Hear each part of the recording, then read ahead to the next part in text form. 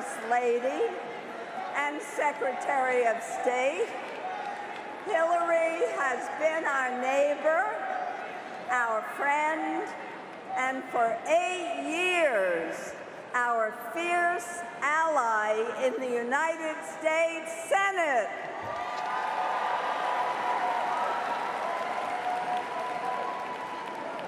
Here's what I learned from working closely with her for many years. Hillary doesn't just fight the tough battles, Hillary wins them.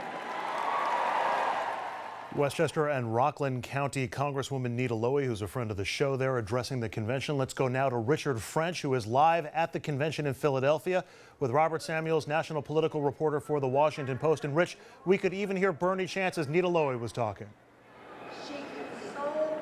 That's right here. It feels like I never left, Andrew. I got Nita Lowey there in the background. Let me bring in Robert from The Washington Post. And you were in Cleveland. Yes. If I told you last Monday it'd be a more fractured first day of a convention in Philly, you would have told me I was crazy, right?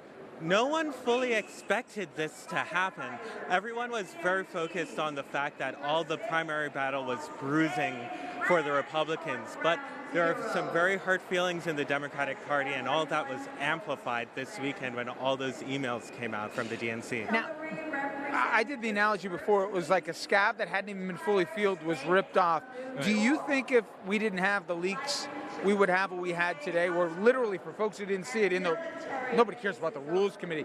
We had competing chants going on, Bernie and Hillary, and it was getting a little nasty down there. Right. Would that have happened anyway, or did this weekend basically say all bets are off? Right.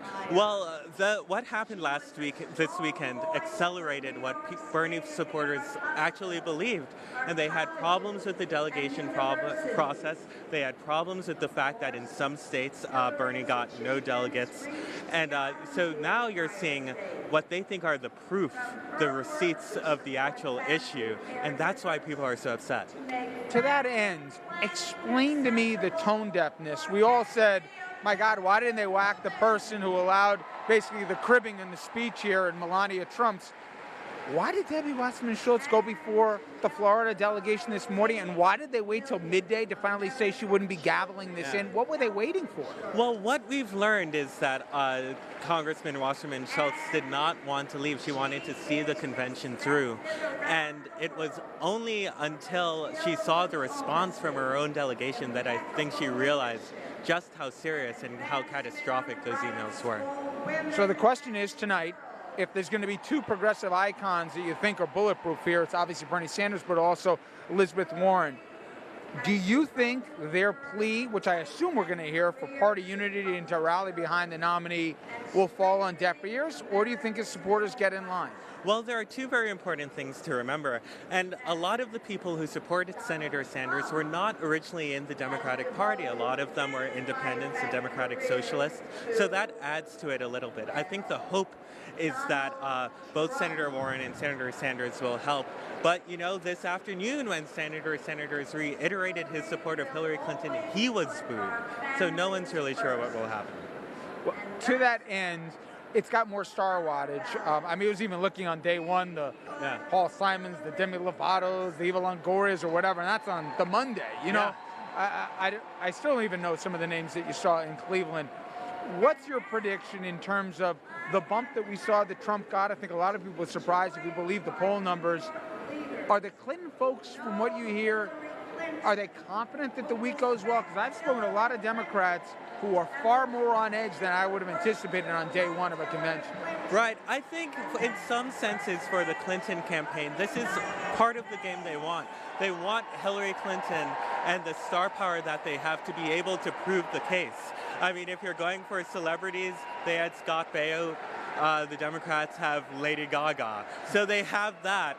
But I think that what they really want to do is to not just make a negative case about Donald Trump, but to get people excited and confident that Hillary Clinton's the right person to lead the country. Finally, on the leaks that have obviously dominated at least this day cycle here, I've spoken to folks who say, please, if there has been any part of the game plan of WikiLeaks in the past, they don't release everything day one.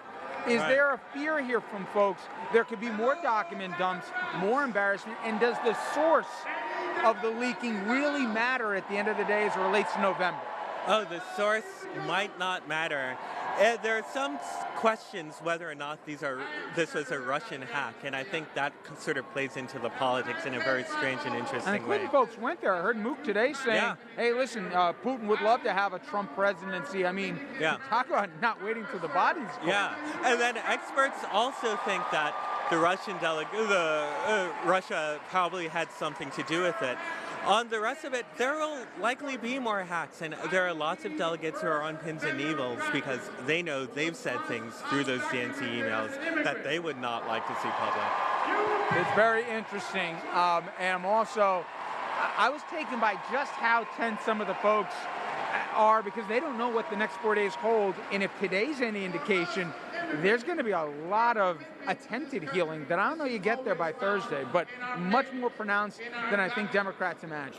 Well, I think the hope is that there's an optimistic hope that when you have someone like a Senator Warren who can sort of fire up the base, when you have someone who's as popular as First Lady Obama to make the case for Hillary from a more heartfelt place, that will help congeal the healing. The Clinton campaign is seriously hoping that after this, it will be the end of it and they'll be able to move on and have a good convention. They can hope, but we shall see. Thank you so much. Great job. I appreciate it.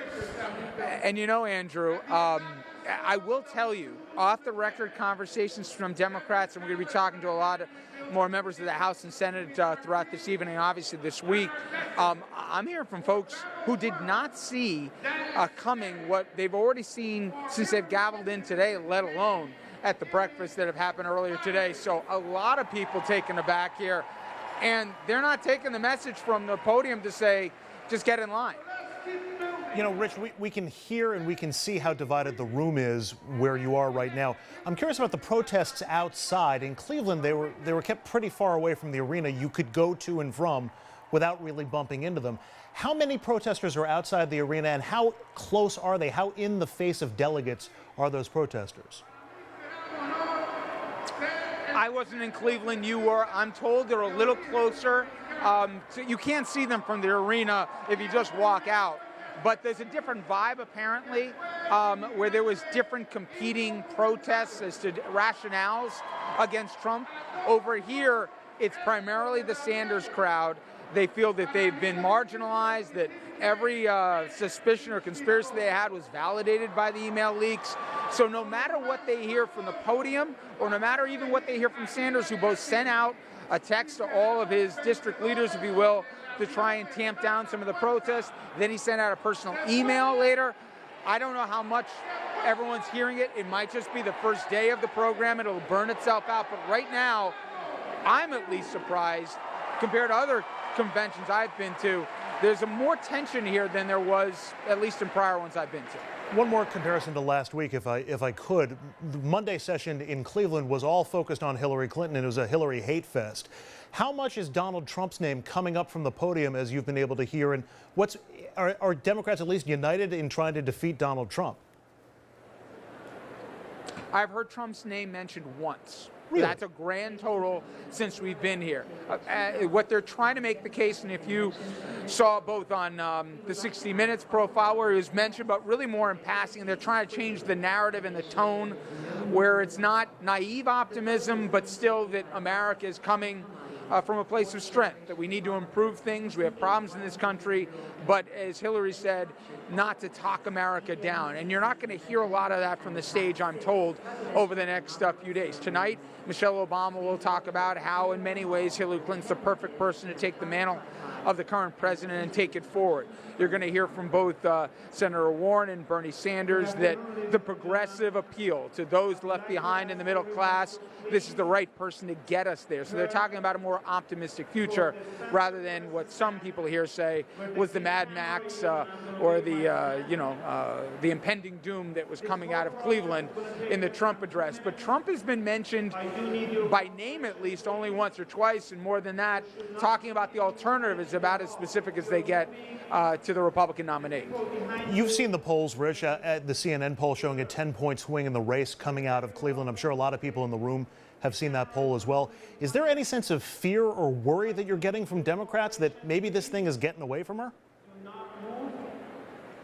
I spoke to a Democratic pollster earlier today.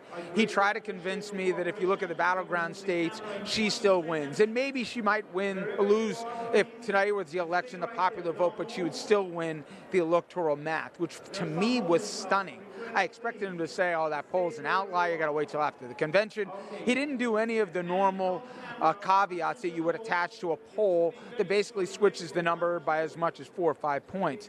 Again, you and I both know it's early. A better taste is after Thursday wraps up the poll, after both conventions are baked in, and they believe they'll also get a bump after this week. But if you see a fractured convention, it'll complicate it. But if I told you after Thursday Trump would have gotten the bump he did, you would have called me crazy too. So who the heck knows?